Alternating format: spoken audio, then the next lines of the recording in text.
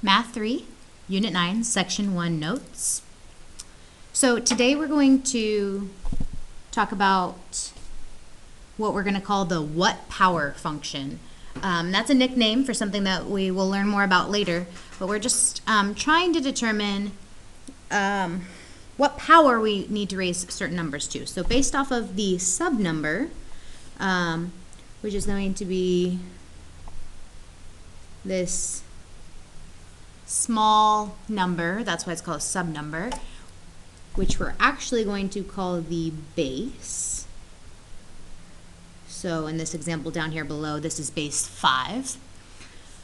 Based off of this base, state the power needed in order to get the value in parentheses. So in other words, if I have what power would I raise 5 to get 25, so what power base 5 of 25, I'm trying to figure out what exponent I would use with a base of 5. So if I rewrote that, that would be 5 to what power equals 25. Well, we know 5 times 5 is 25, so my exponent would be 2 because 5 squared is 25. So that's what we're doing here. So we're going to go ahead and keep going with that, and we're going to rewrite each of these into exponential form in order to figure out what our exponent will be. So when it says what power is our unknown, so we don't know the power. All of the exponents here should be variables. So 2, if I rewrite this, what power do you raise 2 to get 16? In other words, 2 to what power gives you 16? Well, 2 times 2 is 4, times 2 is 8, times 2 is 16, so 2 to the 4th power is 16. If you need to write that out yourself, you would do 2 times 2 times 2 times 2. We're not going to do that for all of them, because you could use a calculator to figure out what your exponent would be here. Okay. On the next one, how would I rewrite what power do I raise 3 to get 81? So that would be 3 to what power equals 81? Well, you can just keep multiplying by 3. 3 times 3 is 9, times 3 is 27, times 3 is 81. So that would be 3 to the 4th power to get 81. All right. Moving on to the next one, example 3. What power do I raise 10 to get 100,000? So there are 5 zeros there, which are important for writing our equation in exponential form, but it's also important because we know that every time we multiply by 10, we have a new place value. So 10 times 10 gives us 100, so that's a hundredths place. And in other words, there's another 0 listed in my answer. So if I have 1, 2, 3, 4, 5 zeros, this must mean that I had 10 to the 5th power to give me 100,000. So what power is my answer? That's going to be 5, because we're always looking at what power our answer would be. All right, this next one is what power do you raise 3 to get the square root of 3? Now, if you remember, we can rewrite radicals as exponents. So in this case, this is the square root of 3. This is 3 to the 1st power. And the index, since it's a square root, is 2. So if I want to rewrite that as in exponential form, that would be written as 3 to the, and we can make a fraction out of your exponent and your index. Remember, your index always becomes your denominator, which means your exponent is your numerator. And then we can easily see what the value of x is because they're in the same exponent position. So what power would you raise 3 to get the square root of 3? That would be 1/2, 1/2 power. All right, moving down. What power do you raise 18 to to get 1.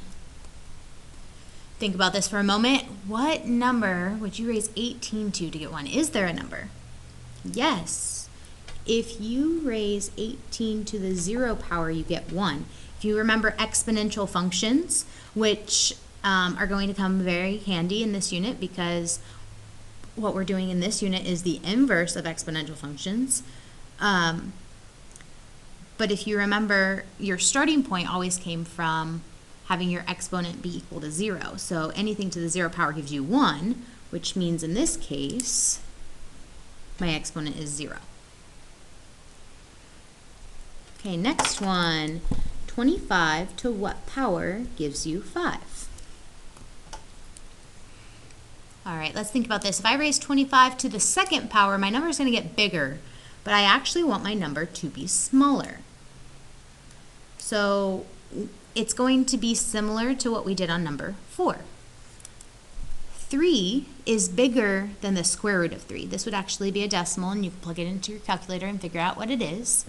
And it's the only one on the page so far that's given me, well, that one and actually number 4 as well. Those two have given me values that are less than what the base is. Normally, or not normally, but the other 3 answers gave us a value that was bigger than our base, so that we could raise it to a number. So on number 4, let's take in similar properties because we see the 5 and the 25, and we know 5 squared is 25, but we're not trying to square the 5. We're trying to raise the 25 to a certain power. So let's take a look at that. If I write out the number 25, what are the factors of 25? Just 1, 5, and 25, right? So we're going to factor this out using a factor tree, doing 5 times 5, the prime factors there. So we know that if I have one of those two 5s as my answer, then I can get the solution. So remember, if you take a square root of a number, then you're taking one of those factors out for every pair because the square root, the index is 2. So in other words, we know the square root of 25, 5 to what power give you the square root of 25, because the square root of 25 is also 5. All right, now we can write this again in exponential form because we're trying to get the exponent here. So if I have 25 to the 1st power and the index is 2, we're going to rewrite this as 25 to the 1/2. And then we can see what's in the same place. So the x and the 1/2 are in the same place. If you actually plugged in 25 to the 1/2 on your calculator, you can get 5. You know the square root of 25 is 5.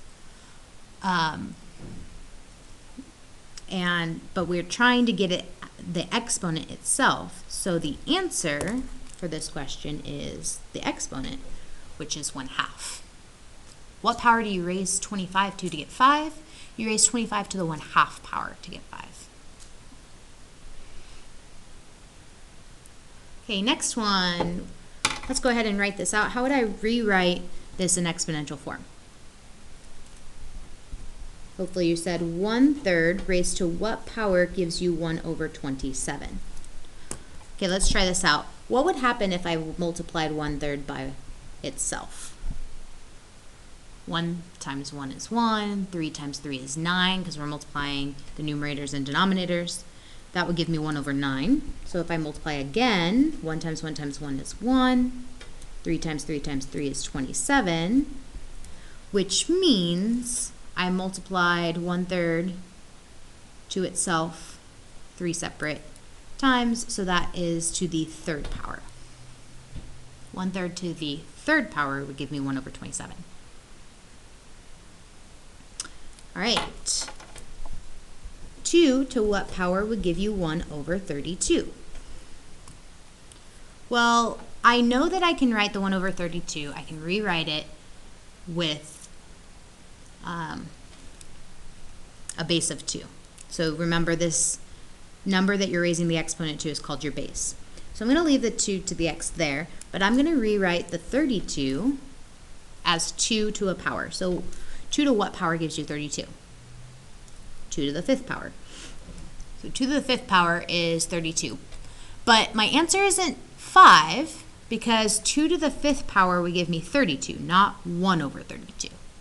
So how do I get, well, 2 to the x is in the numerator. How do I get 2 to the 5th into the numerator? What do you do to move across the fraction line? If you remember, you can move your base across the fraction line if you change the sign of the exponent, so the positive or negative part. So this would actually be 2 to the negative 5th. Okay, now that these are in the same spot, 2 to the x power and 2 to the negative 5th, we know that our exponent is negative 5. You could also work the other direction on that. You could do, well, I know my number has to be negative because it has to go to the denominator, and I know it has to be a 5 because I want to get to 32, so you can go the other direction on that as well. Okay.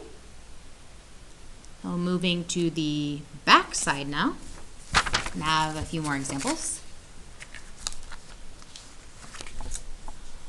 All right, so let's just go ahead and rewrite these first, one at a time, and then we'll talk about each one. So what power do we raise 0 to get 5? That's 0 to what power equals 5. This is written in exponential form, so we're changing from our what power to our exponential form. Now, if I raise 0 to any power, what should I get?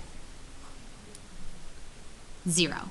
0 squared is 0, 0 cubed is 0, 0 times 0 times 0 times 0 is 0. So I cannot get 5, so I do not have a solution here.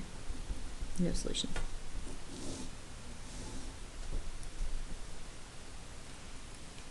Okay, let's try the next one. 1 to what power would give you 9? Very, very similar case here. 1 to the first is 1. 1 squared is 1, because you're just multiplying 1 by itself. 1 times 1 times 1 times 1 times 1 is 1. I can't get 9, so I have no solution.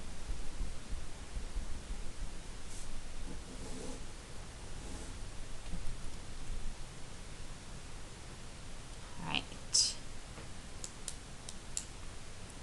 This next one, we have a negative, so make sure you put that in parentheses. If I raise negative 2 to a power, what power do I raise it to get 32?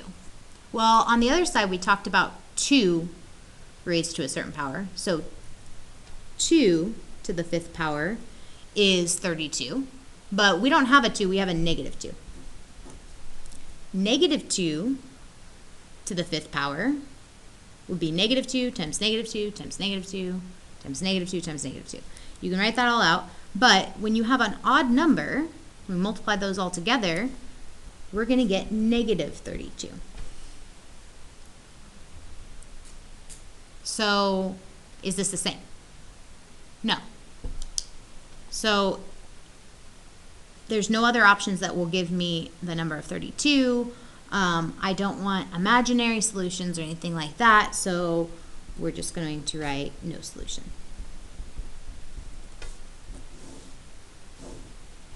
Because if I raise negative 2 to the 5th power, I get a negative number, not a positive number. All right. Example 12. What power do I raise 4 to get 0? Or 4 to what power gives me 0? Be careful on these ones. If you raise 4 to the 0 power, 4 to the 0 power, you do not get 0. What do you get? 1. We talked about that on the other side as well. 4 to the 0 power is 1, not 0. 4 to the first power is 4. 4 to the second power is 16, and we just get larger from there. If I try fractions, 4 to the 1/2 would be the square root of 4, which is 2. If I keep going like that, I am going to get decimals, but I'm never going to get 0. So that one is also no solution.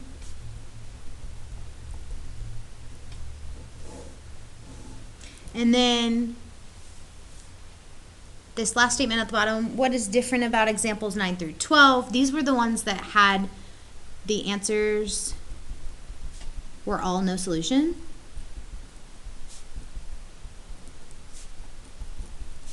And there's a reason that we're asking you, sorry, no solution. I shouldn't try to talk and write at the same time, I guess. There's a reason we're asking you to make generalizations, because whenever you come across these problems in the future, you're going to find that there are certain bases that give you no solution, or certain values, these numbers at the end, that also give you no solution. So which bases caused us to get no solution? That was the 0, because if I raise 0 to any power, I won't get 5 or 10 or whatever the number is here. And if I had a 0 at the end here, there would be multiple numbers I can write down. That would be an issue for graphing later, because that would not be a function. So what we're focusing on right now is, when do we get no solution? We get no solution when our base, our small number right here, is a 0, a 1, a negative number, or if the value that we get after we raise our base to a power is going to give me 0. So those are two different cases. So these ones we're going to talk about first. When 0, 1, or a negative number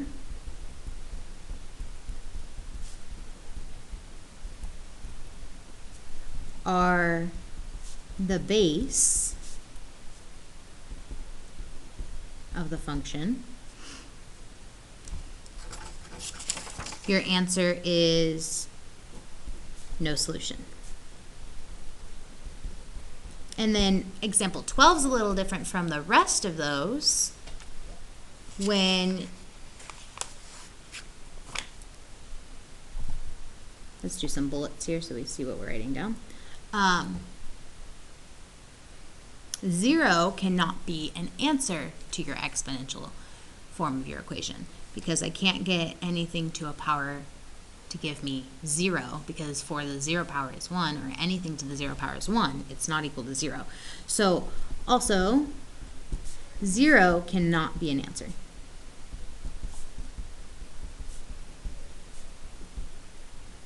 Oh, skipping letters. Answer. Sorry. And the answer is the one that's inside the parentheses, because you say your base raised to an exponent gives you an answer or a value. So 0 cannot be that value there. That's it. Please see your assignment for Unit 9 Worksheet 1.